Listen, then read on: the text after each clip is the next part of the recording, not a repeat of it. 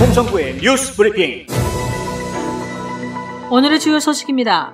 오는 12일 100% 온라인 수업으로 개학하는 균해 카운티 교육청은 학년별로 단계적으로 등교해 교육받는 대면 수업을 실시한다고 밝혔습니다. 다만 대면 수업과 온라인 수업은 여전히 학부모들의 선택 사항인데요. 학부모는 8월 중순까지 어떤 수업을 선택할지 결정해 학교 측에 알려주면 됩니다. 자세한 일정은 뉴스앤포스트 기사를 참고하시기 바랍니다. 오는 17일 100% 온라인 수업을 개학하는 캅 카운티 교육청도 대면 수업 시행 계획을 발표했습니다. 일단 초등학교만 대면 수업을 시작하고 2주 뒤에 중학교 또 2주 뒤에 고등학교가 대면 수업을 시작한다는 계획입니다. 하지만 구체적인 날짜는 정하지 않았습니다.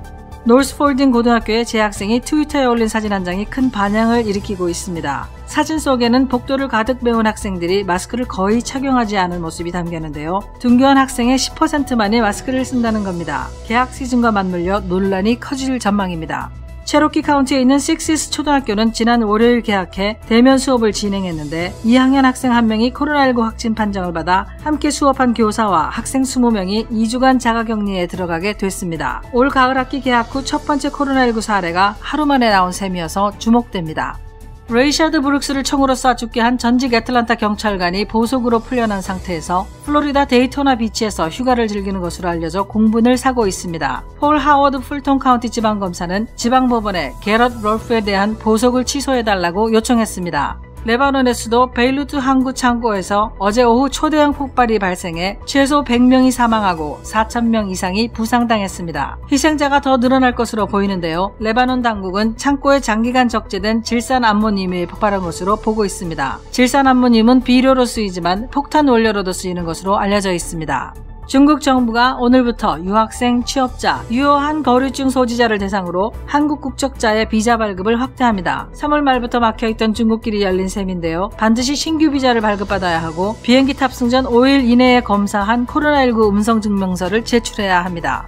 지난 2일 아프간 동부의 한 교도소에 아이시스 잔당이 급습해 29명이 사망하고 1,300여 명이 탈출을 시도하는 사건이 있었습니다. 그중 270명이 탈출에 성공했는데 대부분이 아이시스 조직원으로 알려졌습니다. 아프간 당국은 작년에 아이시스를 퇴치했다고 선언했지만 무장 충돌은 아직도 계속되고 있습니다.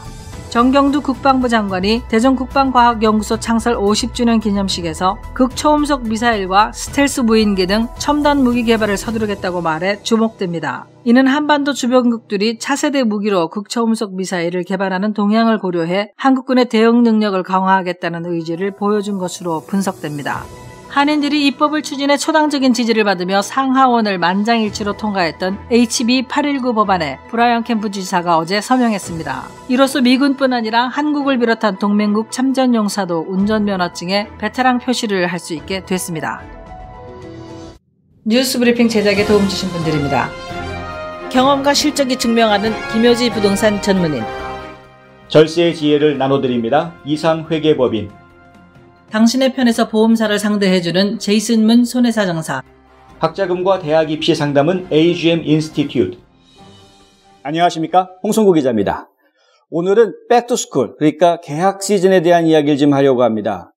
먼저 제가 이야기해드리려고 하는 곳은 체로키 카운티에 있는 식시스 초등학교 이야기인데요. 이 식시스 초등학교에 있는 2학년 학생 1명이 코로나19 양성 판정을 받았다.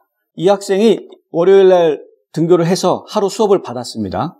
그리고 나서 양성 판정을 받았다라는 사실이 알려지게 됐는데 어떻게 알려지냐 하면 이 학생을 추적해서 방역당국이 추적해서 접촉자들한테 연락을 취한 겁니다. 그러니까 교사 또 학생들, 친구들 연락을 취해가지고 이 학생과 만난 적 있지 않느냐, 접촉한 적 있지 않느냐, 당신은 2주 동안 자가격리해라, 이렇게 연락이 간 겁니다. 그렇게 해서 알려지게 됐습니다. 초등학생이니까 학교에 가가지고 선생님 저 코로나 검사 받았는데 양성이래요, 이런 말 할 줄 모르죠. 더군다나 2학년 학생이니까. 이렇게 되니까 갑자기 학교가 발칵 뒤집혔죠. 당장 교실 폐쇄하고 방역해야 되고 그 교실만이 문제가 되는 게 아니다 보니까 학교 전체를 다 일단 임시 휴교할 수밖에 없는 상황이 됐고요. 학교 당국은 2주 동안 이제 학생들이 자가격리하는 동안에는 온라인 수업으로 대체하겠다라고 덤덤하게 발표를 했지만, 하지만 이거와 같은 사태가 또 벌어지지 말란 보장이 없기 때문에 결국에는 이런 사태들에 대비하는 무언가 다른 안전 조치가 필요한 것은 아닌가, 그런 이야기들이 나올 수밖에 없습니다. 조지아주가 본격적으로, 지난주에 이미 계약을 한 곳도 있지만 본격적으로 이번 월요일부터 계약 시즌에 들어갔는데요.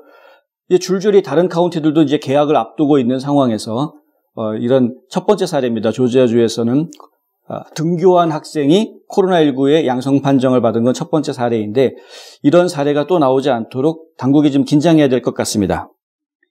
그런 가운데 귀넥 카운티하고 캅 카운티는 또 새로운 발표를 합니다. 100% 온라인 수업으로 학기를 시작하겠다라고 했었는데, 대면 수업을 하라는 학부모들의 반항이 아주 거셌습니다. 그럴 수밖에 없는 게요, 학교에 학생들을 보내야 학부모들이 일을 할 수 있으니까요. 일터에 나가서 일을 해야 되는데 집에서 아이돌 보느라고 일을 할 수 없는 상황이 계속 연출됐었기 때문에, 자, 이제 대면 수업에 해야 되고 학생들 학교에 보내야 되겠다, 이런 의견들이 많았죠. 그래서 교육청 관계자들이 고심고심 끝에 나름대로 계획을 발표를 합니다. 귀넥 카운티에서 발표한 계획은 저학년부터 고학년 순으로 가는데, 초등학교의 경우에는 킨더가든 1학년부터 점차적으로, 중학교는 6학년부터, 고등학교는 9학년부터 이렇게 학년별로 저학년에서 고학년으로 점차적으로 등교 수업할 수 있는 학년을 늘려나가는 그런 방식을 제안을 했고요. 캅 카운티 같은 경우에는 아예 뭉뚱그려서 처음에는 초등학교만, 그 다음에 2주 뒤에는 중학교만, 또 2주 뒤에는 고등학교만, 이런 식으로 아예 그 학교 단위로, 레벨 단위로 묶어서 대면 수업을 진행하는 그런 계획을 발표를 했습니다. 이 두 교육청 모두 다 대면 수업은 하더라도 온라인 수업을 원하는 학부모들의 경우에는 학생들이 온라인 수업을 받도록 옵션으로, 선택사항으로 하게끔 그렇게 처리를 했습니다. 그런데 재미있는 것은요, 이 사진은 노스폴딩 고등학교에 재학 중인 학생이 올려놓은 것인데요. 한나 워터스라는 학생이 찍어서 올려놓은 사진인데, 2교시 수업이 끝나고 3교시 수업이 시작하기 전에 교실을 이동하는 학생들의 모습입니다. 이 미국에서는요, 고등학교 학생들이 대학생들처럼 수업을 하는 교실로 이동해야 됩니다.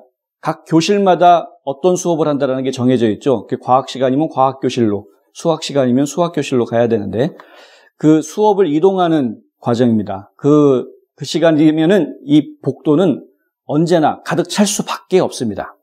특히 폴딩 카운티 같은 경우에는 이 카운티 전체의 재학생이 3만 1,000명인데요. 그 중에 2만 명이 대면 수업을 받겠다라고 신청한 상태입니다. 이 사진이 찍힌 노스폴딩 고등학교 같은 경우에도 재학생의 70%가 대면 수업을 받겠다고 신청한 상태죠. 그래서 온라인 수업을 받는 학생은 얼마 안 되고 대면 수업하겠다고 지금 학교에 등교한 학생이 훨씬 더 많은 상황입니다. 그렇다 보니까 이 수업 시간과 수업 시간 사이에 이동을 해야 되는 학생들이 복도에 다 나오면 붐빌 수밖에 없는 거죠. 놀라운 점은 마스크를 낀 학생이 참 보기 드물다라는 것이죠. 이 사진을 올린 한나 양의 이야기를 따르면 마스크를 쓴 학생은 10%밖에 안 된다. 선생님들은 아예 마스크 쓰지 않는다. 그리고 교실에 일단 들어가면 그나마 마스크 다 벗는다. 이렇게 이야기를 합니다. 더 놀라운 거는요, 이 한나 양이 트위터에 올려놓은 거에 댓글이 달리는데, 또 다른 학생, 그러니까 이 노스폴딩 고등학교가 아니라 이스트폴딩 고등학교에 다니는 또 다른 학생이 이런 댓글을 답니다. 우리 학교도 그렇다. 우리 학교도 마스크 쓴 학생 10%밖에 안 되고 선생님들은 아예 마스크 안 쓴다. 이런 댓글을 또 답니다. 문제가 심각한 거죠. 폴딩 카운티 교육청은 학생들에게 마스크 착용을 의무화하지 않고 있습니다. 왜냐?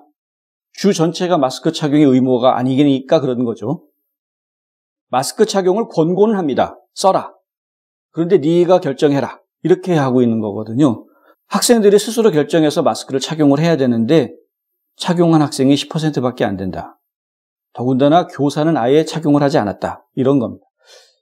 대면 수업 중요합니다. 대면 수업 중요한데요. 그래야 이 학부모들이 일할 수 있는 시간을 얻고 그래야 사회가 사회적인 활동들을 계속해서 해나갈 수 있습니다. 대면 수업은 참 중요한 일인데 문제는 뭐냐면 이런 대면 수업이 이루어지게끔 안전하게 수업할 수 있는 조치가 이루어져야 한다는 것이죠. 그게 먼저 이루어져야 되는 거거든요. 그런 안전 조치가 있지 않은 상태에서 무작정 학생들 학교에 나와라라고 하는 건 좀 위험합니다. 우리가 한번 생각을 해봐야 될 문제인데요. 그래서 각 교육청들이 아직 계약을 하지 않은 교육청 혹은 이미 계약을 한 교육청이라고 하더라도 대면 수업에 대한 안전조치 사항들을 어떻게 해야 될지 다시 한번 고민하고 대책을 마련해야 될 때인 것 같습니다. 한 곳에서 시작되는 안정된 미래, 선우앤선우 종합보험. 30년 손맛, 케이터링의 명가 참사랑. 고객과 직원을 지켜주는 스니즈가 지금 주문하세요. 배너앤프린트. 유튜버가 되도록 도와드립니다. 뉴스앤포스트. 오늘은 백투스쿨 얘기를 하다 보니까 벌써 시간이 다 지나가 버렸습니다. 하여간 학교 당국의 안전조치 마련 다시 한번 촉구드립니다. 오늘 준비한 뉴스 브리핑은 여기까지입니다. 저는 내일 또 다시 찾아뵙겠습니다. 감사합니다.